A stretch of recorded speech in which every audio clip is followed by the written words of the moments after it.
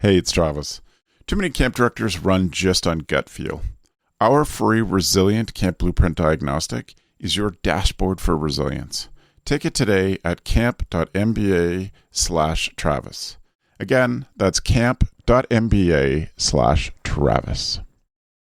How do you be purposeful about giving yourself the space for recovery this summer? This is CampHacker. Come find our show notes and our blog for camp directors and leaders at camphacker.tv.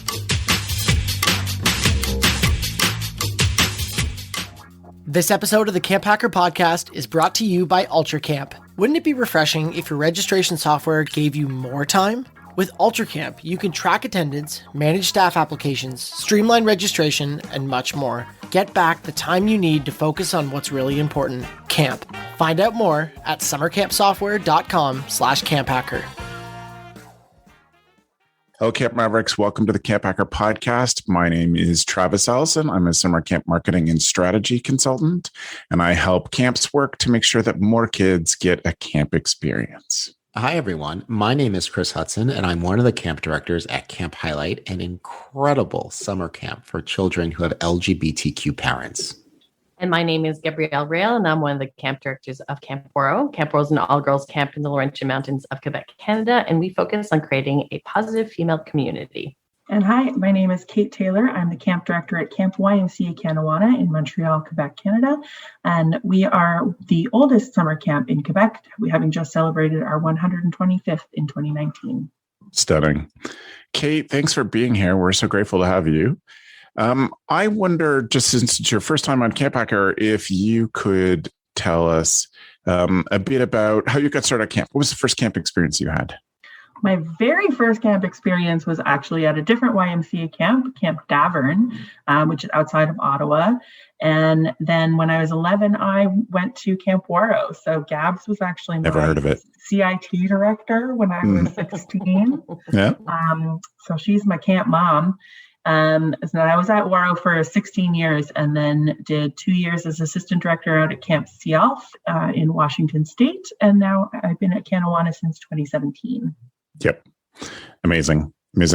Tell me, what is your favorite thing that happens at Canawana in a day? Ooh, that's a good question. I love cheers. And I didn't like them when I first got to Canawana because I found them very overwhelming. Yes. Basically, it's at the end of a lunchtime, we put up all of the tables and gather in the dining hall, and the sections do a cheer. And they usually do one or two cheers, and then we all gather into the middle and do the Canawana cheer. And it is rowdy, and we shake the dining hall. We broke the dining hall floor once. So then we had to move it outdoors. But it's a really, really great way for the kids to let off a whole bunch of steam and get real psyched for the day. That is amazing. Well, welcome to CampHacker. We're grateful to have you.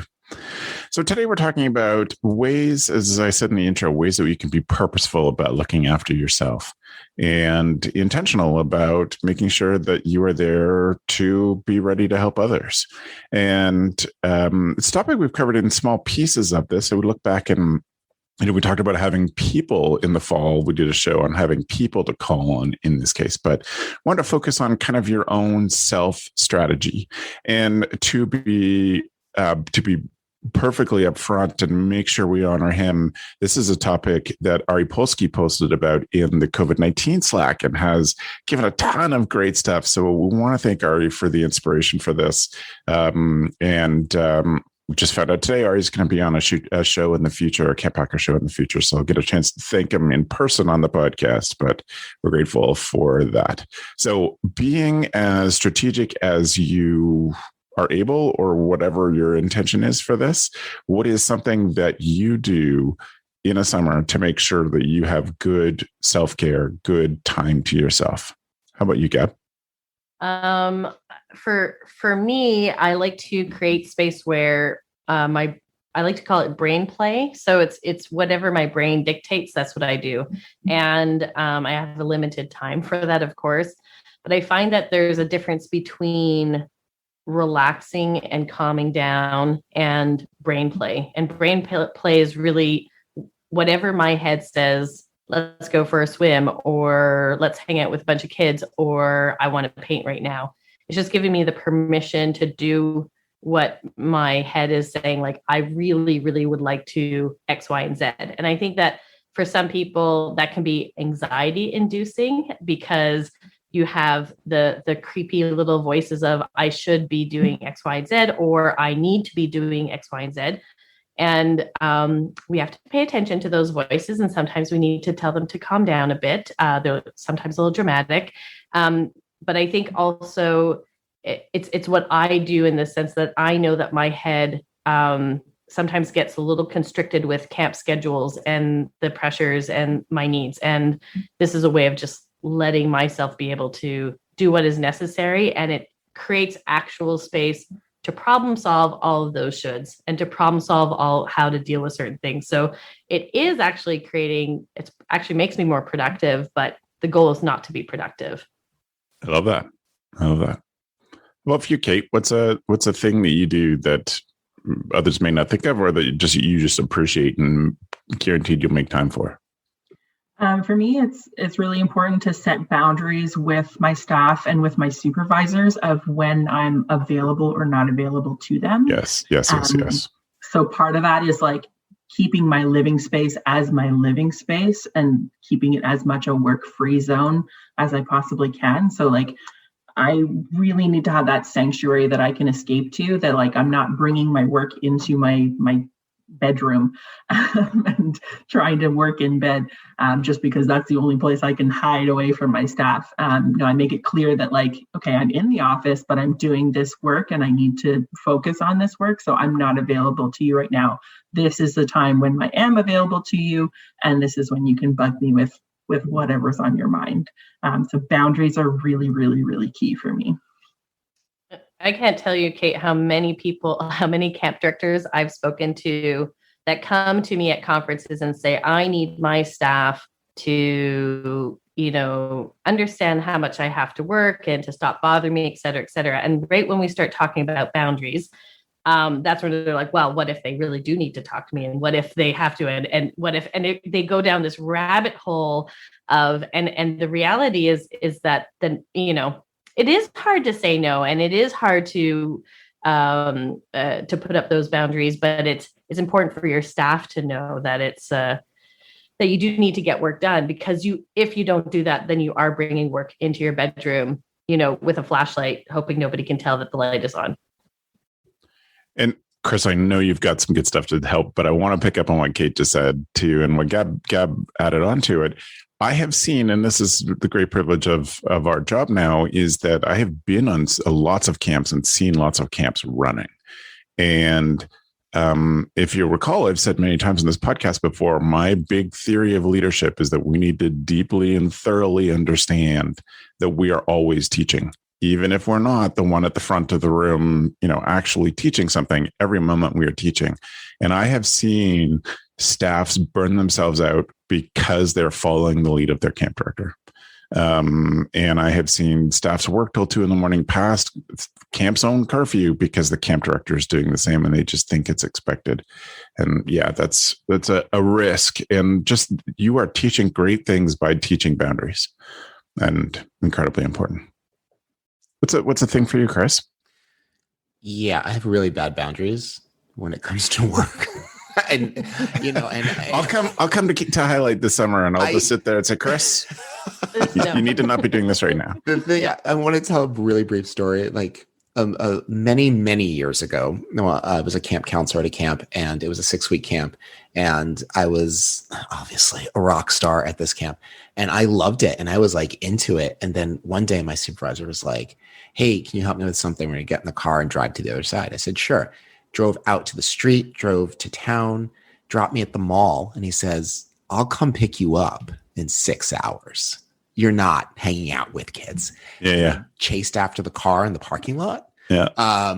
And I was like, this is so unfair. And then I went to the food court, and then I ate real food. Then I was like, maybe it's not so unfair, as a camp director, now the thing is like Camp Highlight is 1 week long. So like I have like a whole Rocky routine 2.5 months before camp. Like I go to the gym every day. I get on a diet. Like I make sure that I prepare my body because I know I'm going to go 7 days nonstop without sleep. This isn't healthy. If you're listening to this, do not do that. Do not. Every year it gets harder and harder.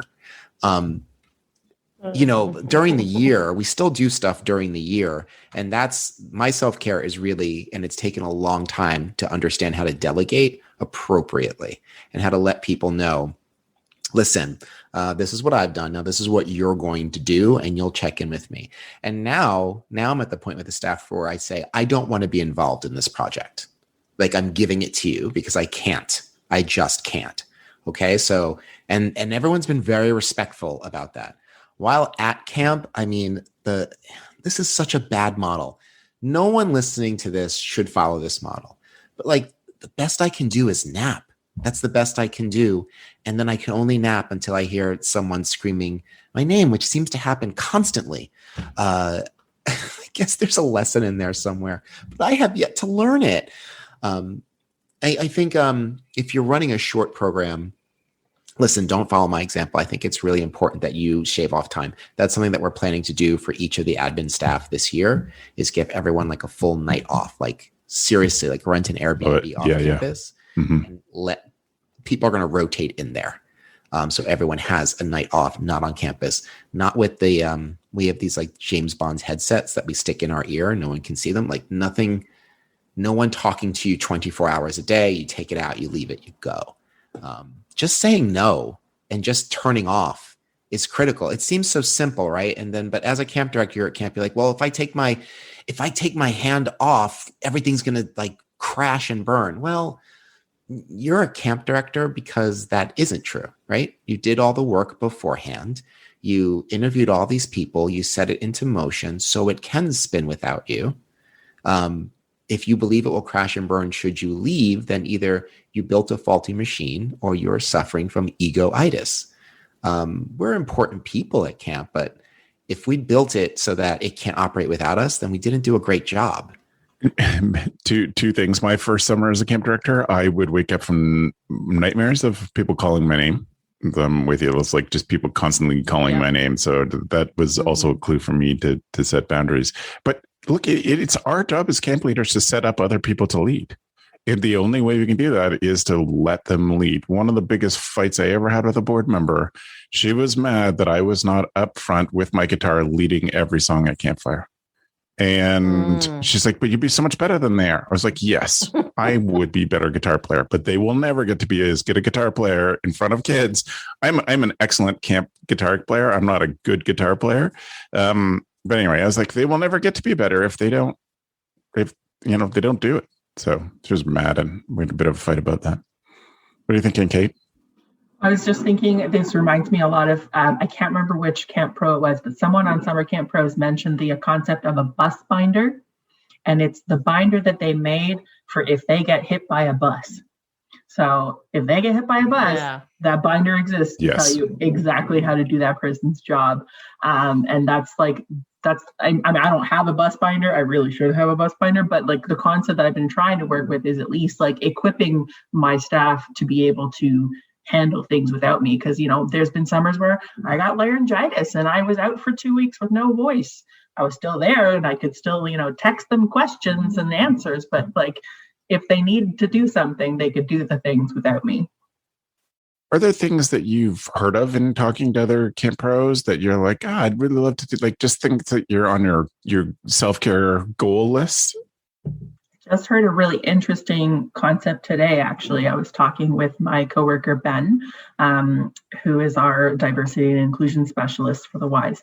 And he was mentioning that stress can actually come out as a physical ailment if you're not paying enough attention to yourself. So if you have your back is flaring up and all of a sudden you're like, oh God, my back is really sore. Or that knee injury that you got from jumping in a pool badly during lifeguard training is all of a sudden really starting to bug you. Maybe that's a sign that you should be checking in with yourself of you're stressing yourself out a little too much. And I was like, that's a thing I should be doing. I should be doing that like sort of body check during the summer to see if there's something going on that like shouldn't be going on because I haven't done anything to injure myself. It's so good, and it's so true. And I'm worried about a lot of camp professionals we've spoken about this on the podcast a couple of times before, but are running the marathon and the finish line is the start of camp. And we did our marathon, we got camp open. And usually it's the other way around. Like as Chris demonstrated, I think, there is something to be said, Chris, a little bit about like what you're saying before camp to just take care of yourself and take care of your body and take care of your mental space before you get to camp. But I think so many camp directors, to make camp happen, to make sure they have the staff, to make sure that, they're clearly communicating with their families on whatever the protocols might be, are just working so hard and might be ignoring some of those signs of stress and the toll that it takes on our bodies. And I love that what Ben brought up for you, Kate. That is, for me, so important. And that camp directors, because we care so much, tend to ignore, those indications. I'm reminded of stuff that Dan used to say when Dan was here. Dan used to talk about how he would make a request for something, a TV show that he could binge in the summer, and he would make himself watch an entire TV series every summer. Through that 3.5 or 4 months, it was just, this is my rule. I have to finish this series, and that would be enough time. That because he, would get home late and miss his family and all that stuff, and it'd be like it was a rule so that he could make himself relax and just have time that was quiet. I'm a night person, and I'm a person who loves to be surrounded by people, which is why camp works for me. But I had to really train myself to get up early in the morning so that I could balance out that being surrounded by all of the fun of camp and all the people with a bit of time by myself, where I would also exercise, because I would just go for a walk for 45 minutes or an hour with the dogs. And it meant that I developed a love and an understanding of the property that I think no one else had at that time. I don't know anymore. I just knew every nook and cranny of it because I would spend time every day, winter, summer, on site for an hour, just walking and getting to know the place. But it was quiet time for me. I don't relax without stuff going in through my headphones very well. So I would just put on a podcast or a book and walk that way. But it gave me an appreciation of place. It gave me a bit of exercise, and it gave me some time to prepare for the day. Because like everybody, as soon as the wake up started at 7:45, everybody was just, at my door. And that was a space that I created. So you're talking about habits, forming habits, stress reduction habits, which is, I think that's the real golden ticket here, isn't it? Because it's not so much like, I don't know if anybody wants to hear this. It's the hard truth. Let's have real talk. It's not so much strategies that I can employ to sort of relax. Like, you have got to be in like the mindset and lifestyle of accepting relaxation. Look, this is a high stress situation. It's a high stress job. It just is. And people will paint it any which way, like as I did earlier, like, oh no, if you did your work, I don't mean to say that if you did your work early, it's not stressful. Just mean if you did your work early, you don't have to stress as much. Nevertheless, it's a high stress position. And, strategies like meditating, deep breathing, that's all great. But you have to be like Travis, like you said, like you formed a habit of doing this. Your body would think it would be odd if you didn't. And that's where you want to be with self-care, right? That your body would miss it if you weren't doing it. You want to be more like a Travis and less like a Chris. But I think that you can't expect yourself to be able to form a new habit at camp necessarily. Exactly. It's so much better if you get it started ahead of the summer. Like, start now. Yeah. Like, if you know there's something that you want to do, like, now's the time. Let's go. Yeah, there's still time to work on that. Yeah. There's still time to get into a groove before camp starts, and you'll be thankful for it. I mean, I would be thankful for it. Just like as I get in this like an exercise routine, like I'm thankful for it when I get there and I've got to chase after these kids or whatever. I'm thankful that my aging bones have been conditioned for the previous 2 months. I just need to turn that attention to self-care. And I love what you're saying also, Chris, about accepting to relax, and I think that when if you're like, well, meditation doesn't work for me, well, maybe it doesn't. Maybe that's not your thing, and that's okay. But what does help you to relax? For me, like brain play works for me because my brain likes to go in very random places. And at camp, I have to stay as focused as possible. So it's a helpful thing for me to do. But the acceptance that you have limitations, the acceptance that role modeling is also beneficial for your whole team to see, accepting that relaxation is a part of recovery. It's a part of reflection. The acceptance part, I think, Chris, is on point. Well, I think you put it well as earlier, Gabz, when you said giving yourself permission. Sometimes we don't think that we're allowed to do the thing. So, I remember there was a session I went to at a WIC summit a couple of years ago where they actually gave us out permission slips, and when you got to fill in the blank of I give myself permission to do this, and permission slip for brain play, permission slip for taking a jump in the lake, permission slip for doing an activity with the kids, like whatever it is that you need that makes your summer have joy in it. That's something that camp directors need to remember to do. Is there anything you are sure to pack for camp that that is on your always list that's just for you? Yes, and it's mundane as hell. Ready? It's a lamp. Listening. It's a lamp. In the director's cabin, like there's one light switch, right? So either everyone's awake or everyone's asleep. And so, I'll get into bed, and because my mind's racing, sometimes I'm so exhausted I don't remember climbing into bed. And sometimes I'm like, I'm just not ready. So the lamp allows me to read and sort of transport my mind somewhere. And then there's like really boring stuff I always pack, like an alarm clock. But this is just idiosyncratic of me. Very comfortable socks. It makes me feel like I'm home. That's helpful. And so sometimes, oh God, I don't know who listens to this, but sometimes I'll get in and I'll slip on like my super comfy winter socks. It's the dead of summer, right? But it just makes me feel really comfortable. So it's cool. What about you? What about the rest of you? Joe Richards would agree with you on the socks thing. He has the fact. Absolutely. Little Joe representation in the show that he can't be on. Yeah. For me, I always have my hammock. Whether I get to put it up at any point or not, I always bring my hammock so that it's there if I ever get an opportunity to put it up somewhere. Is there stuff for you, Gab?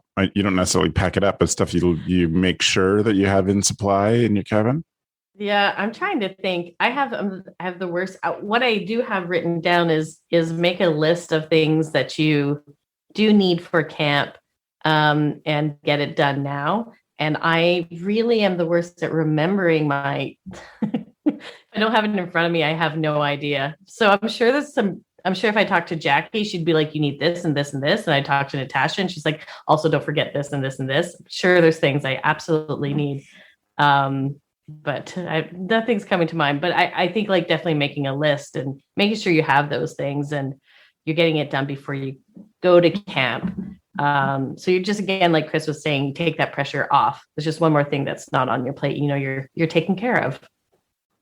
I thought I was opening that door, Gab, for you to say cats. That you always bring your cats. That is very true. See, that's all I'm saying. People that know me, you have to make a list. Exactly. And Kate's got her kitty too. You bring cats? You bring live cats? They're the cats. Yeah.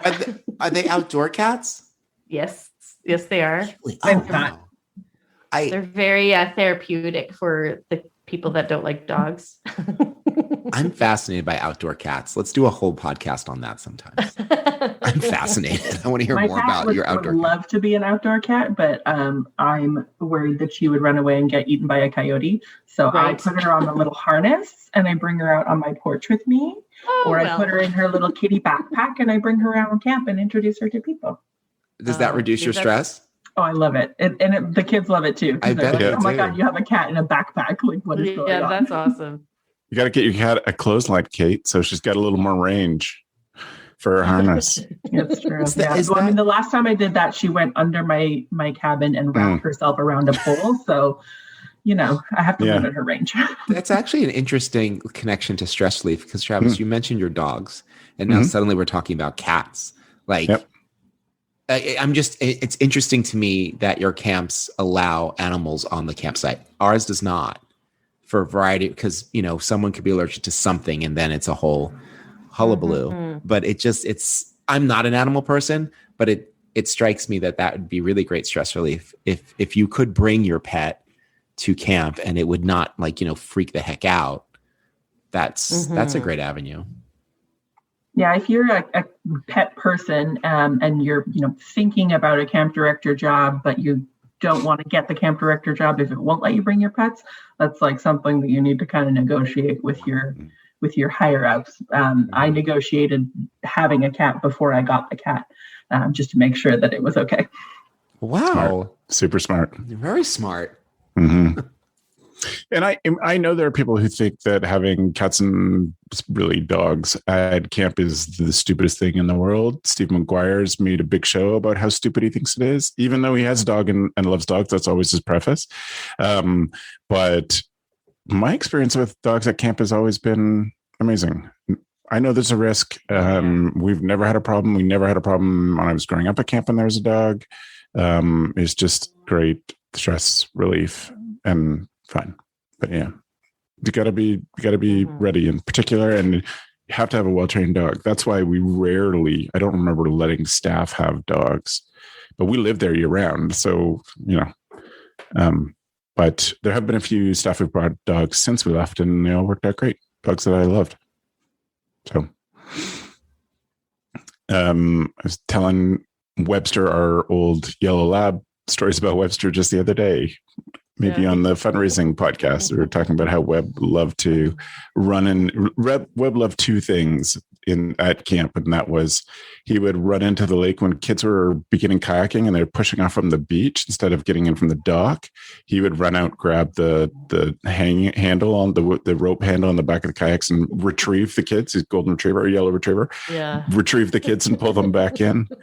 And that's so cute. You get radio calls like, "Can you call Webster so we can get this class started, please?" Yes, that is so cute. I am not an animal person, and an animal on site would increase my stress. Yeah.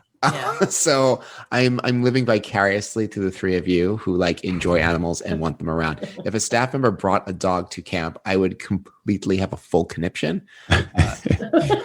So did you see my face when you were like, "Oh, we had staff who brought dogs to camp"? I'd be like, "What are you?" Never. That was certainly part of the contract. Never without permission or our knowledge. Yeah. Yeah. Cool. So I'm just trying to think: is there? I like the idea. The things that you'd pack or other things that you do during a day that might surprise people. Like my time. There are times of the day that I need 20 minutes. You're not calling me between 9:30 and 10 in the morning.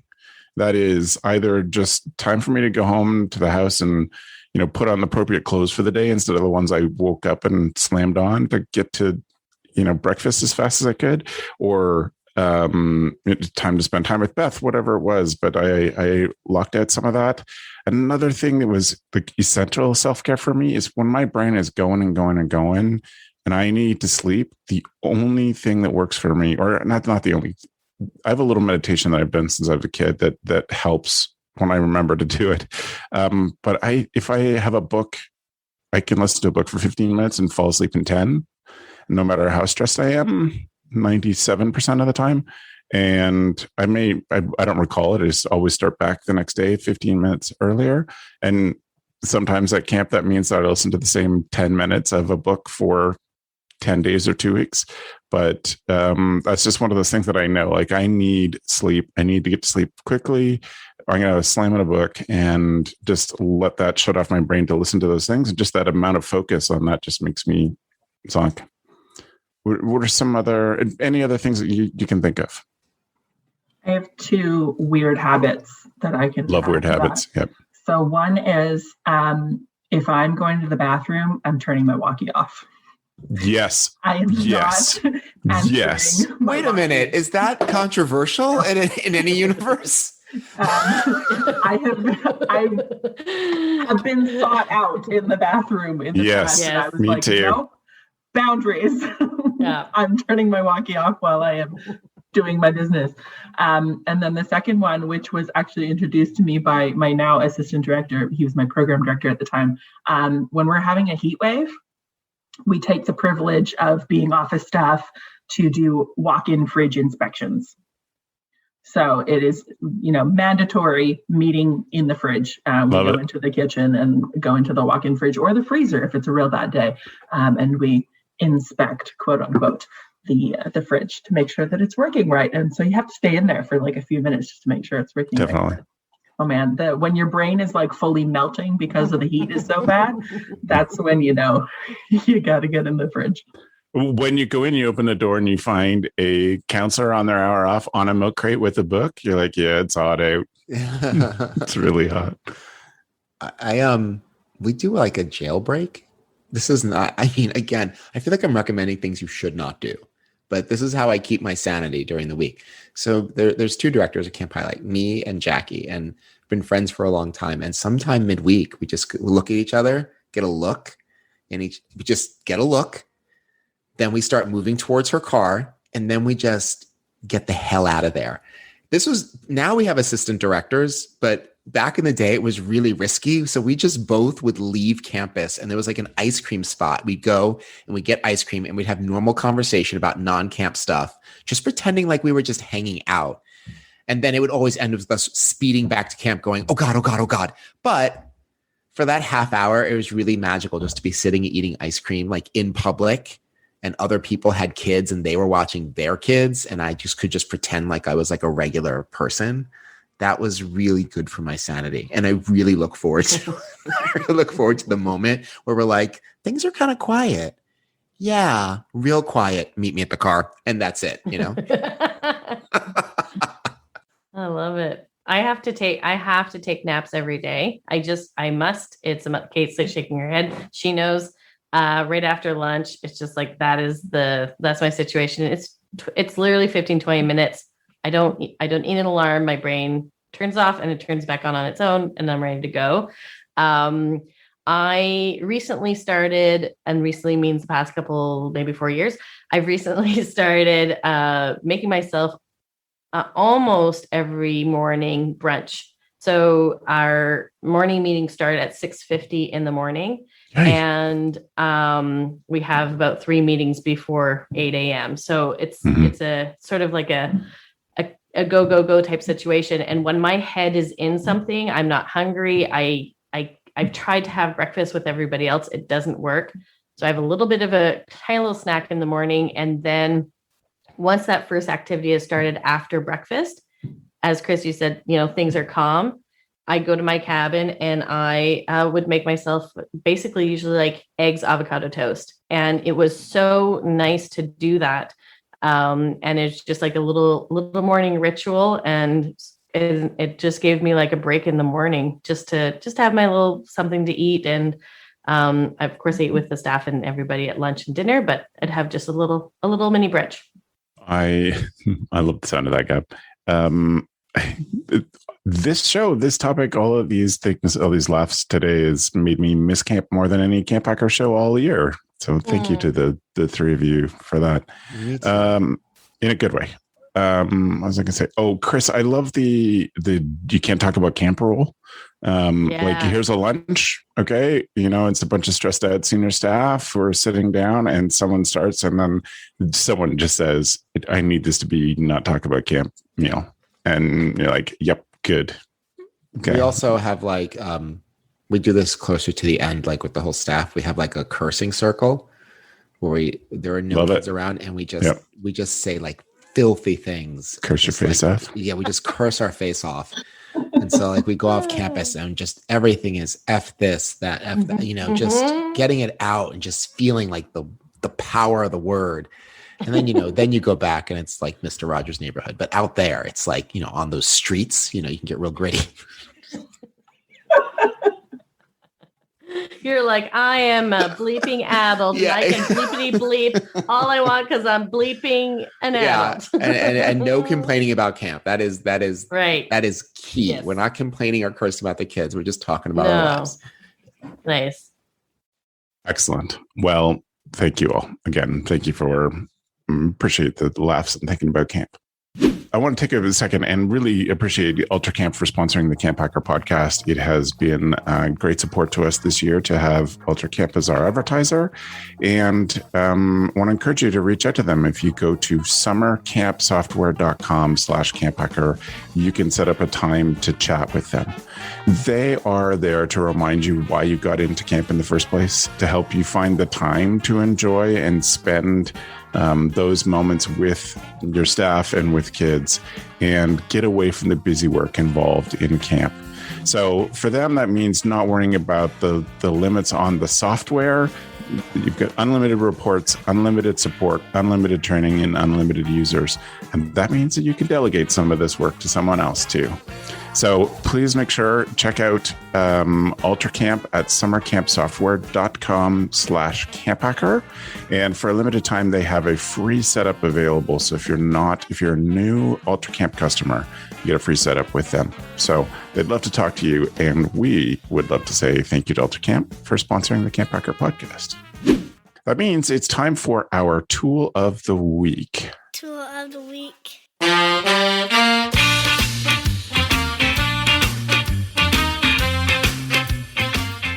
Kate, welcome to the Tool of the Week for the first time. We're grateful to have you. If people are massive fans of Kate and have followed her here to listen to CampHacker for the first time, this section of the show is where we share a tool that makes us a better camp director. And I'm going to start today with Chris. What's your Tool of the Week? Super excited about this one. Have you ever had to call a company and then deal with that weird Android like, to complain, press 1. To order something, press 2. To hear these options again, press 3. Well, do I have the solution for you? Numberforliveperson.com. It's dead simple. You go to numberforliveperson.com, you type in the company that you are trying to speak to, an actual real human being, and it will tell you the sequence of numbers that you need to hit on your phone to take you directly there. It saves time. It saves lives. I love it. Sometimes it's not accurate, but 7 times out of 9, it is. And like I said, it's just a lifesaver. It removes one of the aspects of modern life that you would never complain about, but you don't realize how annoying it is till you don't have to do it anymore. So check it out, numberforliveperson.com. That is awesome. Thank you, Chris. Mm-hmm. Kate, what's your tool? My tool is actually related to self-care. So I've been using this app called Dailyo for about 570-something days. I could check because I'm on a streak.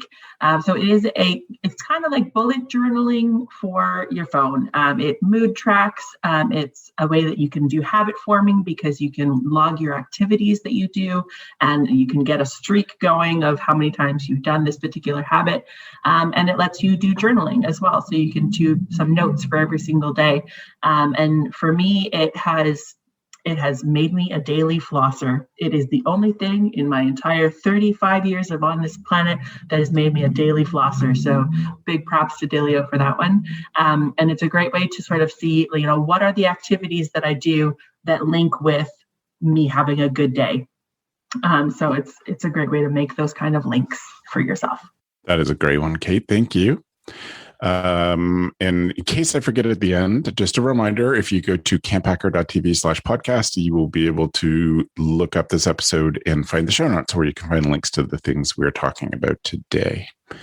My tool of the week is a new multi-tool that I just learned about, and it is nice and small. I definitely am a person who carries a multi-tool when I am at camp. Have saved lots of things with the stuff in my pockets. This one is kind of smaller, but has kind of what I think are the essential tools. It's a Gerber Gear armbar slim drive, and it is mostly a screwdriver, but also a pocket knife and a bottle opener, box opener. It doesn't have pliers or any of those things. It's not so big you'd have to wear a belt pouch to make it part of your everyday carry in the summer. You would fit in the pockets of most people.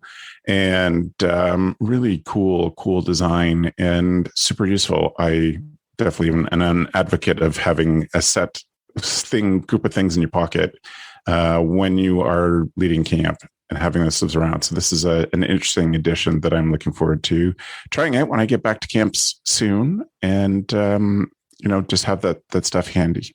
So that's the Gerber Gear armbar slim drive for me, for my tool. Gab, what's yours? I was just going to say it's probably a great fidget toy at the same time. Yeah. I was like, oh, I might need this. Yes. I recommend everybody to follow the Instagram OARS, OAAARS, so 3 A's in the word OARS. And I just took a course from them on Monday, Safer Summer for All, Equitable Action Steps. And it was an hour-long course. It was for camp professionals. And I really did feel like what we learned there was something that we can put into practice in our organization immediately. It also highlighted some of the things that we were doing well, which is nice to hear. So that's just reassuring. But at the same time, there's a lot of other great things that we need to be doing and we need to start immediately. They also gave us an opportunity to chat with other camp professionals and set up the tone in a way that I think made everybody feel safe to express that we don't always know what we're doing when we're trying to create a safer space for our youth and our staff members at camp. And so anyways, the Instagram, the reason why I'm saying Instagram is they have some great posts. It'll also let you know when you can take a course, but there's also great information on it. And as a graphic designer, it's also really well done in a graphic way, and it's something that you could share with your staff members. So I enjoy the people from OARS. I think what they're doing is fantastic, and I think sometimes just following and letting other people know about it also helps their organization and the amazing work that they do. Excellent. Thank you. So I want to thank you, Kate, for being a part of CampHacker, and I'm grateful to have you on and to share your ideas and for us to learn from you. So thank you for being here. If people want to follow up with you, what is a good way for them to get in touch? I can be found on the Twitter at this Kate Taylor. It's probably the easiest username that I have to find. And you can also email me at kate.taylor@ymcaquebec.org. Thanks so much, Kate. We're grateful to you. Thanks for having me on. Mm-hmm. Gabz? You can follow me on Instagram at Gabrielle Rail with 2 L's, and you can message me via email. I don't know why I said message me, but you can email me at info@waro.com, OUAREAU.com. Thanks, Gabz. Chris? Hi, you can find me on Instagram at PlanetChris1. You can find Camp Highlight on Instagram at Camp Highlight, and you can email me at chris@camphighlight.com. Thanks, Chris. And we are so grateful. Again, we thank UltraCamp for their sponsorship of the CampHacker podcast. And we want to thank Matt, our podcast executive producer. And we are one of the few shows that Matt still edits. So it's always nice to have your support in that way, Matt. And again, the show notes are at camphacker.tv/podcast. Thanks for the evening, friends. The CampHacker podcast is brought to you by Beth and Travis Allison. summer camp leadership training and marketing consultants. Thanks for listening. CampHacker, bringing your world into focus. Hey Camp Pros, we love that our industry is built on sharing. In order to foster that spirit, we hope that whenever you share an idea that you learned from the CampHacker podcast, conference, summer camp professionals group, or wherever else, that you're quick to give credit where credit is due. That way, we can all encourage more Camp Pros to share the tips and tricks that will make camp better. Hey, it's Travis. Camp directors often tell me they're just too tired to take on anything new. That's exactly why my free Resilient Camp Blueprint Diagnostic exists. It doesn't add work, it shows you progress. Quick, free, repeatable, you'll know if your systems are paying off without the guesswork. Try it today at camp.mba/Travis. That's camp.mba/Travis.